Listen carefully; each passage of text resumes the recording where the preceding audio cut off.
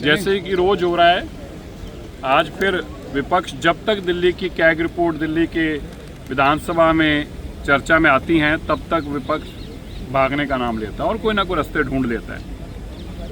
लेकिन मैं विपक्ष को एक बात कहना चाहता हूं, अरविंद केजरीवाल जी भी ऐसे ही भागते रहे और आखिर भागते भागते भागते कहां भाग गए आप सब लोग देख रहे हैं। दिल्ली की जो बर्बादी आपने की है और दिल्ली को जो लूटने का काम आपने किया, उससे भागने से काम नहीं चलेगा।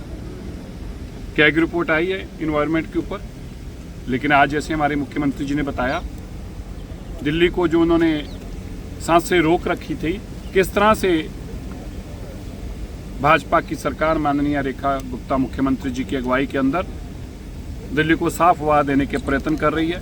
लगातार हमारे यत्नशील हैं हम, और हम ऐसे ऐसे काम कर रहे हैं जिससे पब्लिक ट्रांसपोर्ट सिस्टम को बढ़ाया जा सके, इलेक्ट्रिकल व्हीकल्स की गिनती को बढ़ाया जा सके, ईवी चार्जिंग स्टेशंस बढ़ाए सकें ताकि उसको ज़्यादा से ज़्यादा प्रमोट किया जा सके। किस तरह से हवा को साफ करने के लिए स्मूथ ट्रैफिक मूवमेंट हो जाए दिल्ली के अंदर, किस तरह से पानी को साफ करने के लिए यमुना जी की सफाई हो जाए, और लगातार ऐसे यत्न किए जा रहे हैं। चाहे वाटर स्प्रिंकलर्स का काम हो, अब जाके द्वारका में देखिए कितने सुंदर वाटर स्प्रिंकलर्स लगाकर हमने पोल्स के ऊपर वहाँ की धूल बिठाने का काम किया, पोल्यूशन कम करने का काम किया, नई दिल्ली के अंदर काम किया, और इसी संख्या को लेकर दिल्ली में बड़ी तेज़ी से चीज़ बढ़ती जाएगी। आने वाले दिनों में आप देखेंगे दिल्ली के कई कोनों में जहाँ जहाँ ज़्यादा पोल्यूशन है, सबसे पहले एक्सपेरिमेंट के तौर पर हम ज़्यादा से ज़्यादा वाटर स्प्रिंकलर्स जो पोल ओरिएंटेड है, जो स्ट्रीट लाइट्स ओरिएंटेड हैं, हम वो वाटर स्प्रिंकलर्स लगाने का काम करेंगे।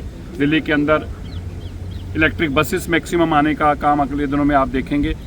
ये हमारा एक दिल्ली से जो वादा था मोदी जी ने किया था विकसित दिल्ली का, और माननीय रेखा गुप्ता जी की अगुवाई के अंदर हम उसको पूरा करने के लिए, संकल्प को पूरा करने के लिए रात दिन काम करेंगे। डिप्रेशन के लिए मैंने आपको क्या बताया, मैं अगले सेशन में कुछ दवाइयाँ भी डॉक्टर से प्रिस्क्राइब पूछ के आऊँगा कि ऐसे वक्त में जब सत्ता खत्म होने से डिप्रेशन होता है, उसके लिए कौन सी दवाइयाँ ऐसी खानी जरूरी होती हैं, मैं उनका भी इंतजाम करके गोलियाँ, और सभी मैं कोशिश करूँगा जितने उनके मेंबर साहिबान रहे हैं। वैसे तो उनके मंत्री ऐसे सत्ता वाले को रहे नहीं हैं, लोगों ने उनको सबको घर बिठाया हुआ है, लेकिन मैं घर पर भी उनको भिजवाने की कोशिश करूँ। आज वक्फ के ऊपर चर्चा चल रही है, ऐतिहासिक देखिए, वक्फ बोर्ड का ऐतिहासिक बिल है ये, जो आज हमारे देश के चुने हुए नुमाइंदे अलग अलग पार्टियों से देश के अंदर बहुत बड़ा रिफॉर्म्स ला रहे हैं। इससे हमारे परिवारों के अंदर वक्फ बोर्ड के माध्यम से गरीब परिवारों के अंदर, गरीब मुस्लिम परिवारों के अंदर जरूरतमंदों तक इसका लाभ पहुंच सके, ऐसी हमारे देश के प्रधानमंत्री जी की सोच है। सबका साथ, सबका विकास, सबका प्रयास, चाहे आखिरी कोने में बैठा हो,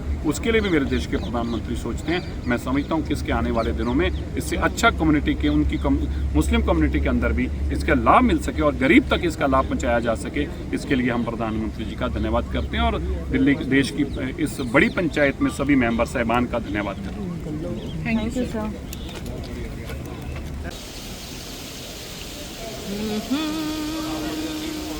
पक्ष अभी भी जिम्मेवाराना कोई अपना रवैया नहीं दिखा रहा, बल्कि अपने कतवाइयों से तो उसने कुछ नहीं सीखा। जो उन्होंने गड़बड़ियां की हैं वो कैग में रोज सामने आती हैं, बजाय उसके कि उससे आगे समझ पाएं। अभी भी वो अरविंद केजरीवाल जी जो सत्ता के नशे से बाहर नहीं आ पा रहे, उनको डिप्रेशन हुआ पड़ा है। सुनने में आया कि उनको डॉक्टरों ने एडवाइस किया है कि उनको कोई ना कोई ऐसी जगह पे ले जाए जहाँ पे उनको सत्ता का थोड़ा सा नशा दिखाई दे, ताकि इस डिप्रेशन में से बाहर आ सके।